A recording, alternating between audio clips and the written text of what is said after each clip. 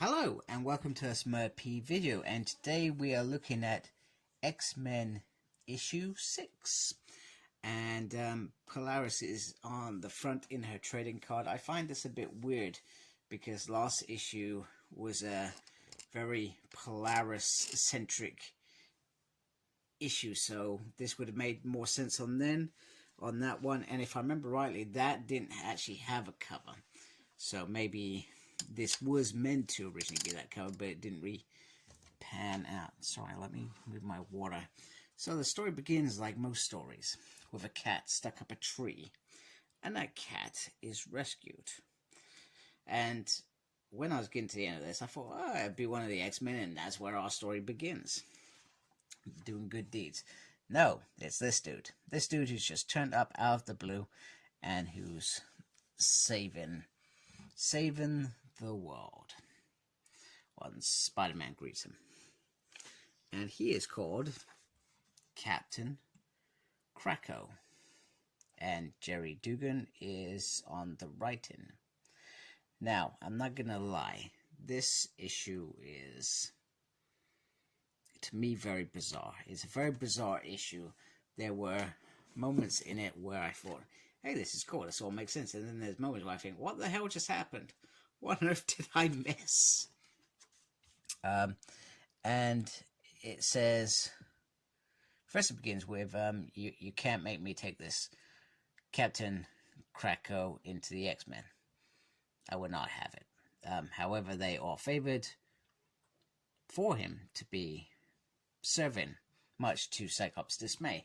And I guess what we need to remember is this X-team were mutants voted in, they were chosen, and that means it's a democracy, etc. I think that's right. I'm not very good at politics, which is a good thing, because in the UK, our politics and politicians are absolutely shocking at the moment, so rather steer clear anyway. So they're right in saying what they're saying, I feel, and Cyclops, in my mind, is actually wrong. See, I can admit it when I think Cyclops wrong as well. He's not always right. So, Potion carries, and Sinister is the only one that isn't interested. So, we then skip, and so this is where I feel Sunfire should be on the trading card of this issue. Because we've then got from the previous issue, I'm trying to say his name, it's Phi Long, is approaching Mars, which has been renamed Arakko. And his intention was to invade.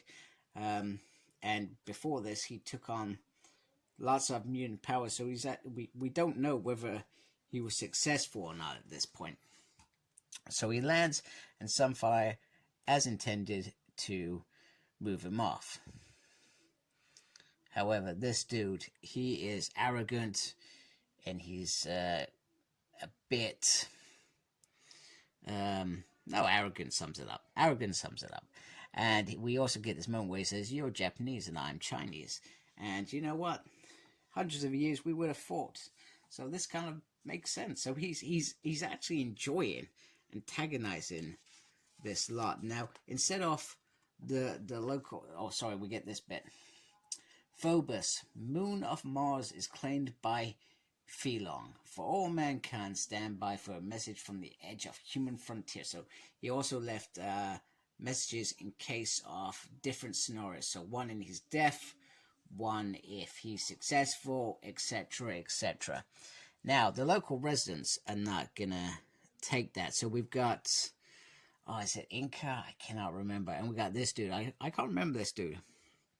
Anyway, he's not prepared to do it. So Sunfire is handling it, and he feels like it's all under control. However, this dude, he wants some beef, man. He is in there, and he is saying, you know what, get off my thing. You think you can just stop here and it's okay? It's not okay. However, Sunfire says, you know what, he may be human and not able to do anything, but I will hurt you. And he destroys his hammer. His hammer that has been around for centuries. I just thought I'd add that in there because it was clearly important to him.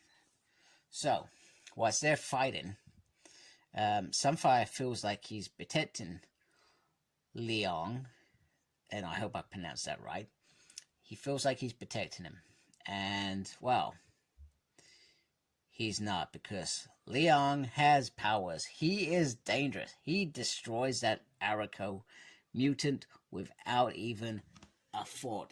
Brilliant, absolutely brilliant. And I like how it was hidden. Like this goes back to his arrogance in who he is and what he does, because he's quite happily just sat in the background going, hey, you know what?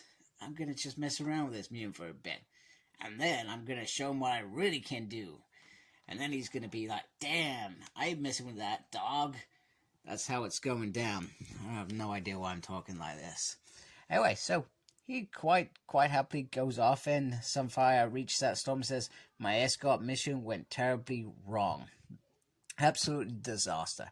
And Phobos is online scouring Araco. And he's even got a pet, half-dead Nightcrawler. I'm presuming that's from the first mission in House of X or Powers of X. I think, although, didn't he get killed? He got burnt because he was trying to teleport out, or was that Wolverine? I can't remember. Anyway, he's got Nightcrawler as a nice wall-mounted picture. That's how I see it. Right, okay, now this is where it gets really weird. It got really weird because we now have this Captain Krakow character, and Cyclops is apparently dead.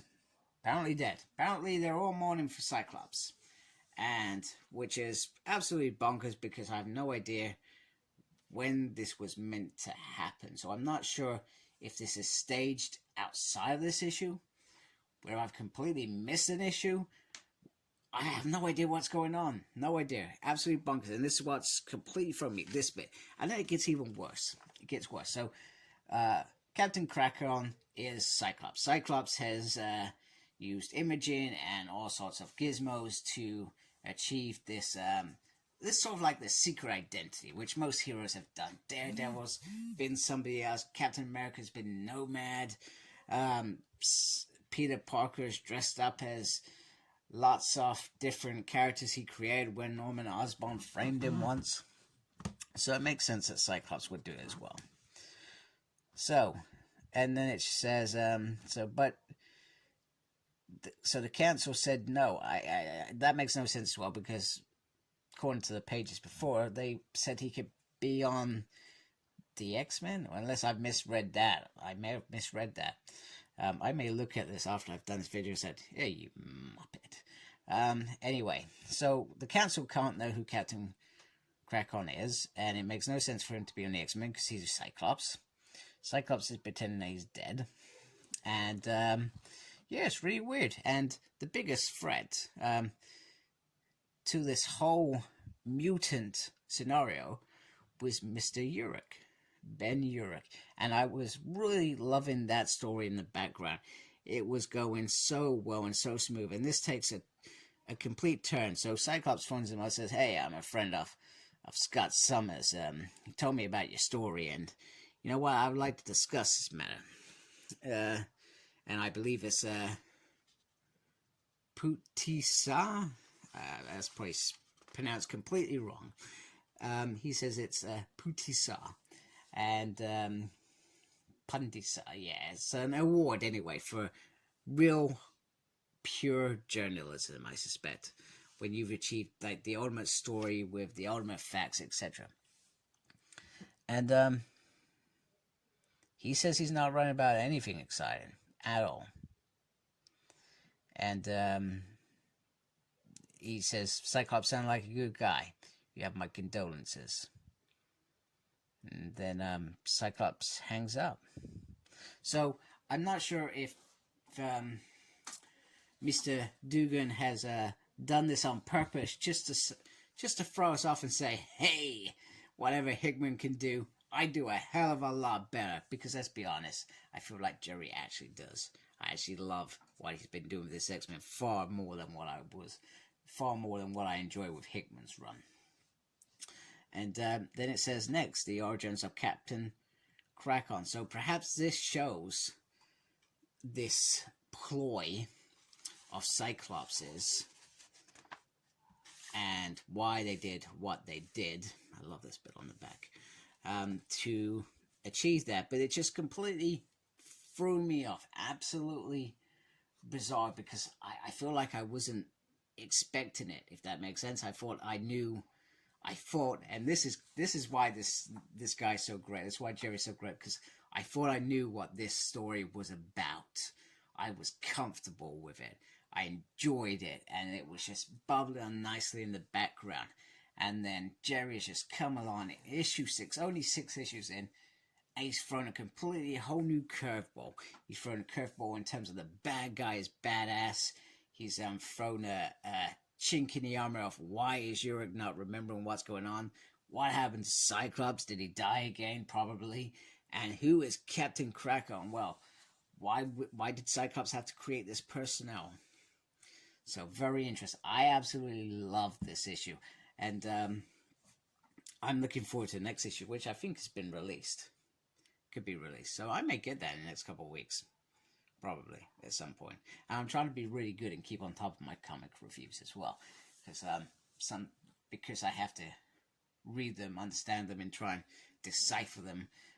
Sometimes I take a little bit longer. So in other words, what I'm saying is sometimes I'm very lazy. So anyway, I hope you liked my video. Please subscribe to my channel if you haven't.